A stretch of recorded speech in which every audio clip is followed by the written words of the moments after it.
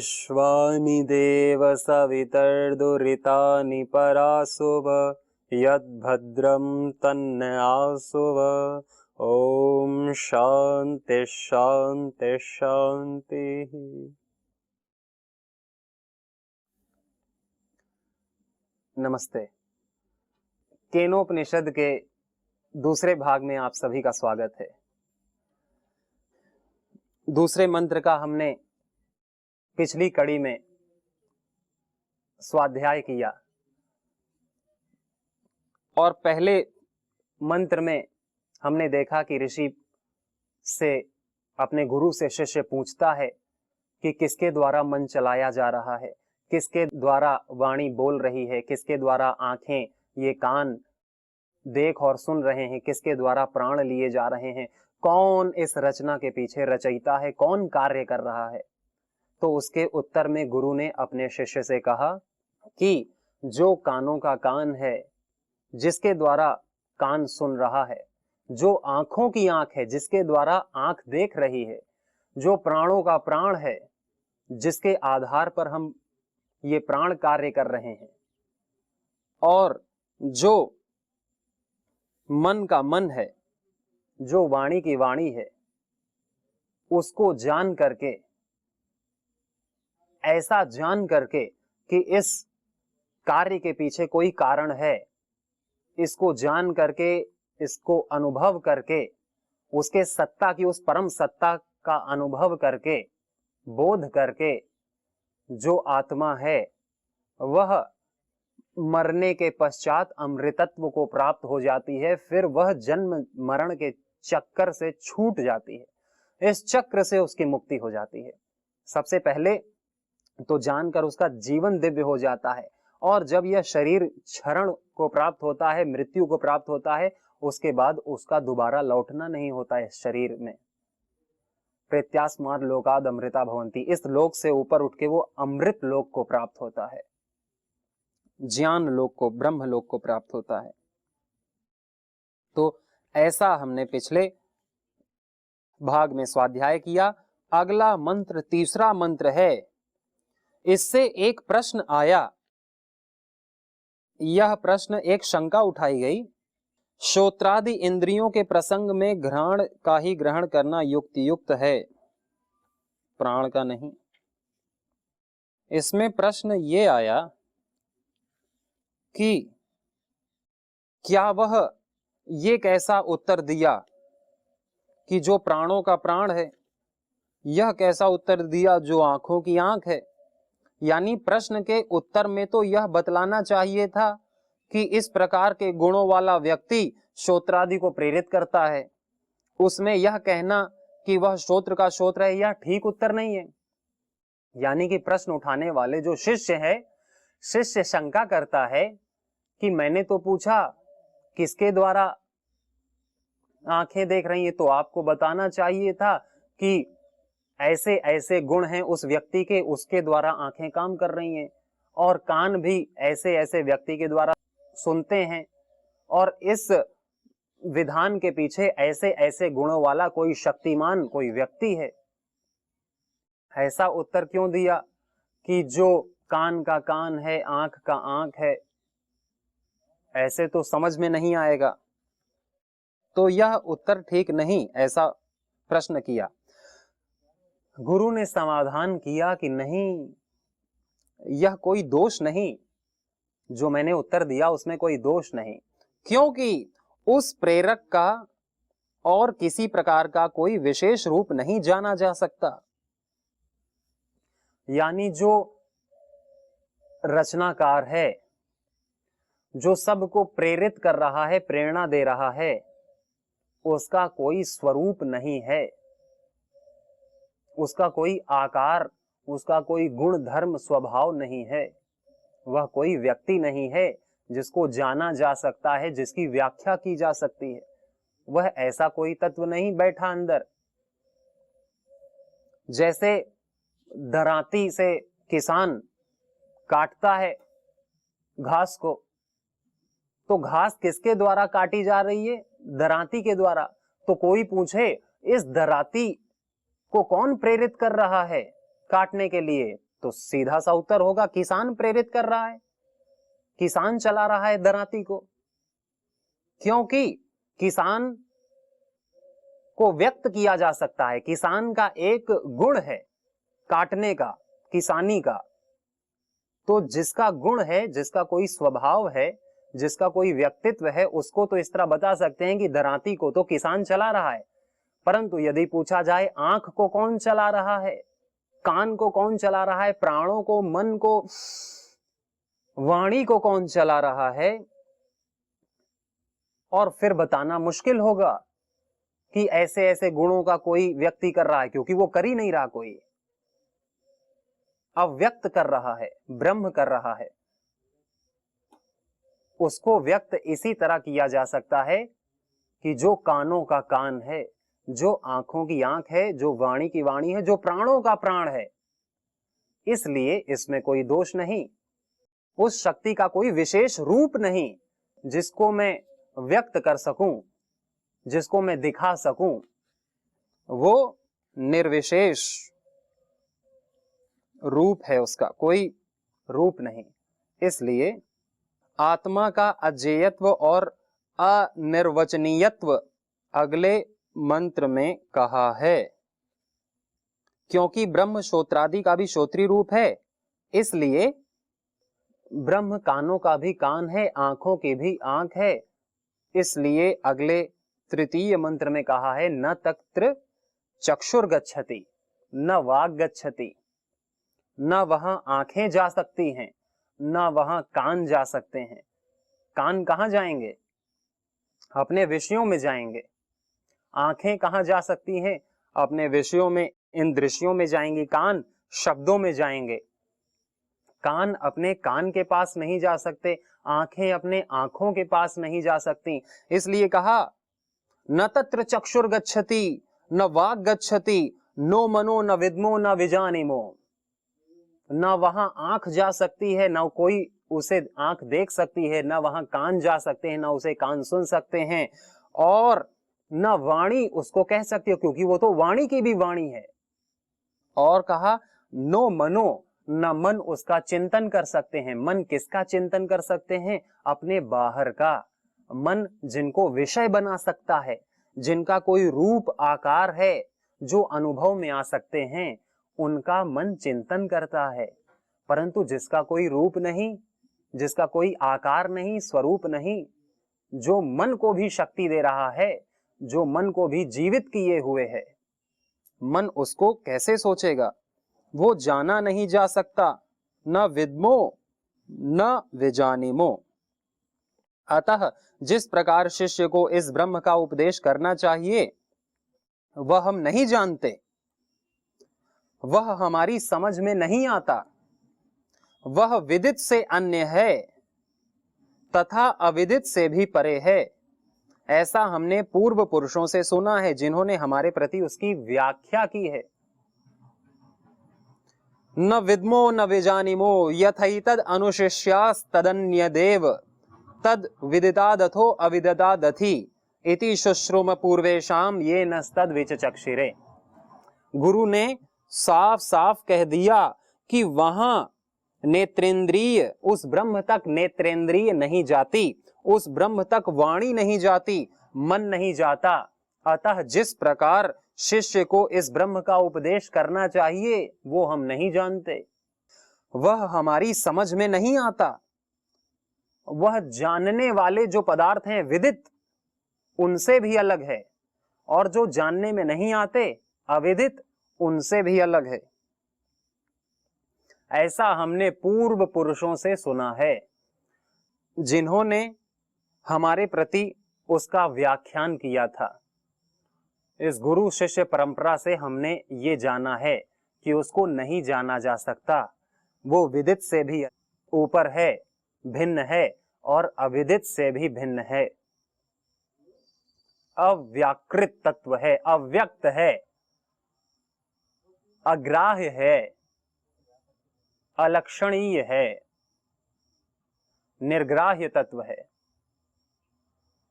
निराकार निर्गुण तत्व है। तो वहां उस ब्रह्म में नेत्रेंद्रिय नहीं जाती, क्योंकि अपने में ही अपनी गति होनी संभव है, और न वाणी ही पहुंचती है। जिस समय वाणी से उच्चारण किया हुआ शब्द अपने को वाच्य को प्रकाशित करता है, उस समय ही अपने वाच्य तक वाणी पहुंचती है। किंतु ब्रह्म तो शब्द और व्यवहार करने वाली इंद्रियों का आत्मा है, अतः वाणी वहां उसी प्रकार नहीं पहुंच सकती जैसे कि अग्नि दाहक और प्रकाशक होने पर भी अपने को न जलाता है और न प्रकाशित करता है। क्योंकि आंखें किसको देखेंगी? आंखें क्या आंख को देख पाती हैं?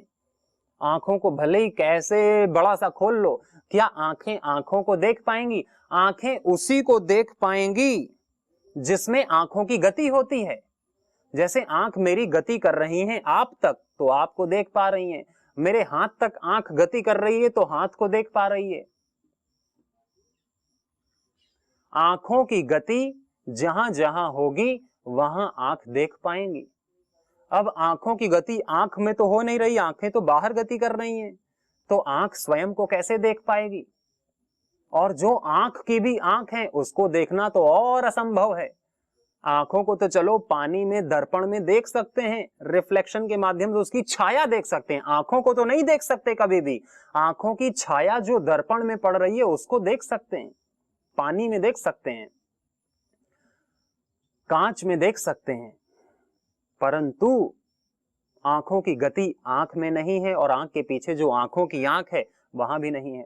इस तरह कान भी कैसे अपने कान को सुनेंगे, ऐसे ही वाणी, ये शब्द अपने वाच्य को प्रकाशित करते हैं। जो ये बोल रहा है इसको वाणी बोल सकती है, और जो इसकी सूक्ष्म वाणी है, वाणी उसको कैसे बोलेगी? सूक्ष्म तत्वों को वाणी तो उसको बोल सकती है जिसको वाणी बोल सकती है, जिसका कोई अर्थ है या निरर्थक है, जो आवाज विस्फोट हो रही है उसको, उन शब्दों को वाणी बोलेगी। लेकिन जो शब्द ही नहीं है, जो केवल भाव हैं, भाव को वाणी कैसे बोलेगी? भूख की व्याख्या कैसे कर देगी? खुशी, प्रसन्नता की, प्रेम की, इन गुणों की, इन भावों की व्याख्या कैसे कर पाएगी? और इन भावों की व्याख्या ही वाणी नहीं कर पाती। जो भावों का भाव है, जो वाणी की वाणी है, उसका व्याख्या करना तो असंभव है। इसी प्रकार वाणी भी उच्च तक नहीं पहुंचती, मन भी नहीं पहुंचता, कोई इंद्रिय नहीं पहुंचती। किस प्रकार नहीं पहुंचती? जिस प्रकार दिया जलता है और दिया या अग्नि जलती है, अग्नि जहां जलेगी अपने आसपास प्रकाश कर देगी। अग्नि जहां जलेगी अपने आसपास के वातावरण को गर्म कर देगी, जो आसपास बैठे होंगे उनको गर्म कर देगी। परंतु क्या, और अग्नि के पास जो आएंगे, अग्नि में हाथ डालेंगे या कुछ भी डालेंगे तो अग्नि उसको जला देगी। अग्नि के संस्पर्श में जो भी आएगा वो जल जाएगा, उसमें दहन होगा, उष्णता आएगी, प्रकाशन होगा। परंतु क्या अग्नि स्वयं को जला सकती है? क्या अग्नि स्वयं को प्रकाशित कर सकती है? अग्नि तो स्वयं प्रकाश स्वरूप है, अग्नि तो स्वयं दहनकारी है। जिस प्रकार अग्नि स्वयं को नहीं जला सकती, जिस प्रकार आंखें स्वयं को नहीं देख सकती, उसी प्रकार ये इंद्रियां भी अपनी इंद्रियों को नहीं देख सकती। अपने शक्तिदाता, अपने रचयिता को नहीं देख सकती। उनको देखना, उनको जानना असंभव है, क्योंकि वो निर्गुण तत्व है, कोई व्यक्ति नहीं। हम जो भी देखेंगे, जो भी देखने में आएगा, जो भी जानने में आएगा, वो संसार होगा। कोई कहे कि मैंने परमात्मा के दर्शन कर लिए, परमात्मा को देख लिया, तो वो संसार का ही रूप है जो उसने देखा है और उसको परमात्मा मान लिया। इस तरह तो हम सपने में कई बार देख लेते हैं।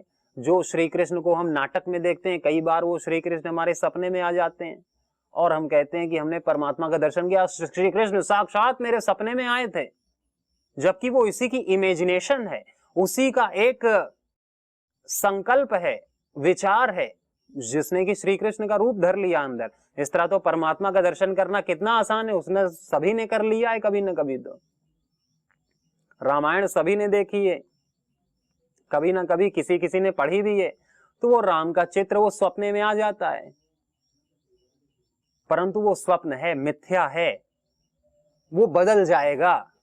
कल कोई और स्वप्न आएगा, कल कोई और शक्ल आएगी, नया रामायण का सीरियल देखेंगे तो फिर वो उसका हीरो आएगा, उसका पात्र आएगा सपने में।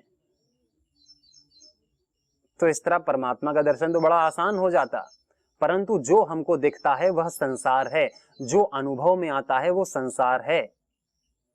अनुभव करने वाला अपना भी अनुभव नहीं कर पाता। एक बहुत बड़ा सिद्धांत है, ज्ञाता और ज्ञेय दोनों अलग अलग हैं। जो जानने वाला है और जो जानने में आता है वो दोनों अलग अलग हैं, वो एक नहीं हैं। जैसे कि अग्नि और अग्नि जिसको जलाती है, ये दोनों अलग अलग हैं। अग्नि और अग्नि जिसको प्रकाशित करती है, ये दोनों अलग अलग हैं। जैसे कि मेरी आंख और मेरी आंख जिसको देखती है, वो दोनों अलग अलग हैं। आंख स्वयं को नहीं देख पाएगी, आग स्वयं को नहीं जला पाएगी।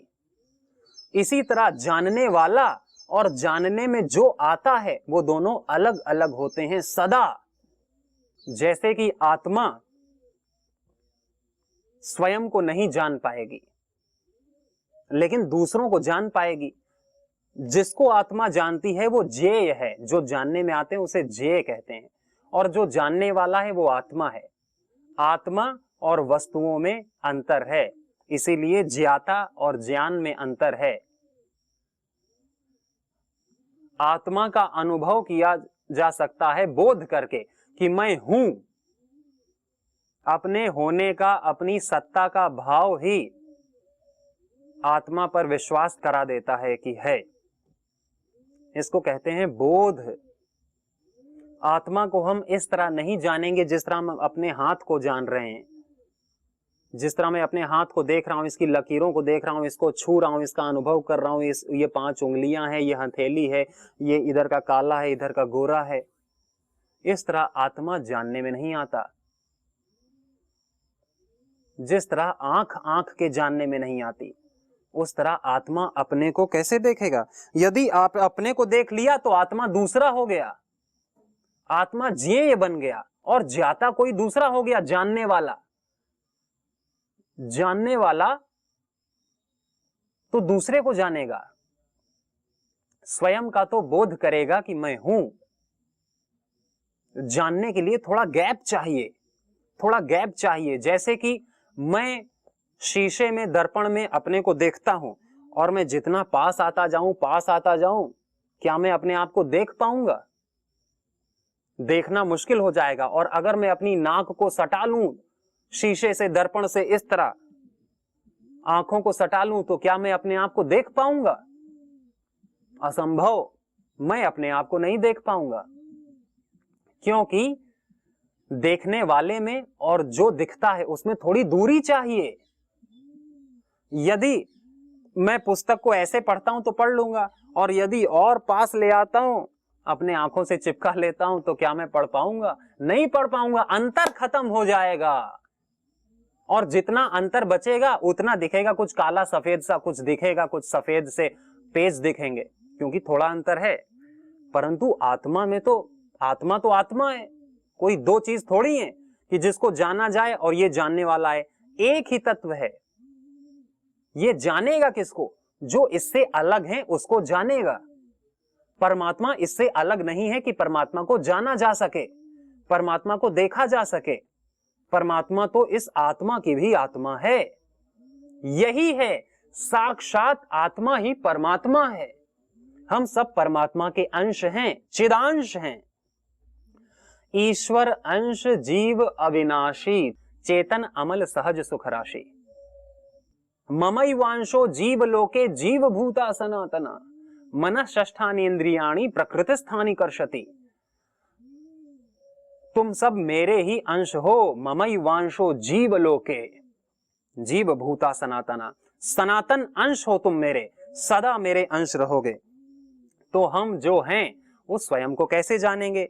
स्वयं को तो ऐसे ही बताया जा सकता है कि जो कानों का कान है, जो आंखों की आंख है, उसको बोला नहीं जा सकता। इसीलिए ऋषि ने कहा कि इसको कैसे बताना चाहिए वो हम नहीं जानते, कि शिष्य को कैसे बताना चाहिए परम तत्व के बारे में वो हम नहीं जानते, और वो हमारी समझ में नहीं आता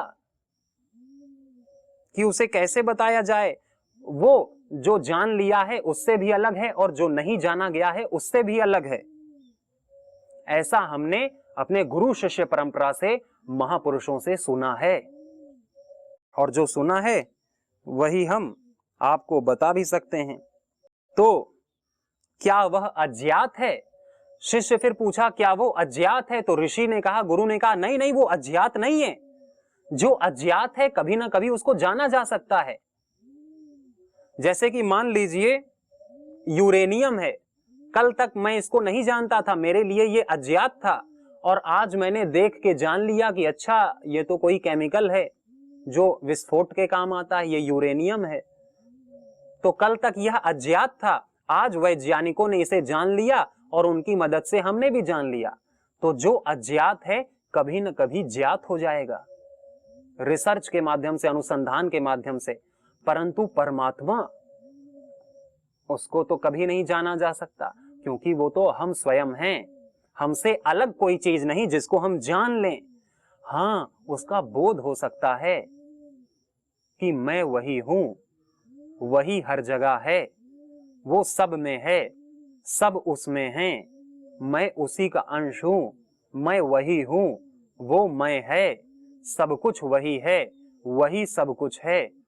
इसका जिसे बोध हो जाता है वो इस जन्म मरण के चक्र से, कर्म बंधन से मुक्त हो जाता है, सभी दुखों से, आदि दैविक, आदि बौद्धिक, आध्यात्मिक दुखों से मुक्त हो जाता है, पंच क्लेशों से मुक्त हो जाता है, पंचकोश से मुक्त हो जाता है और अमृतत्व को प्राप्त करता है।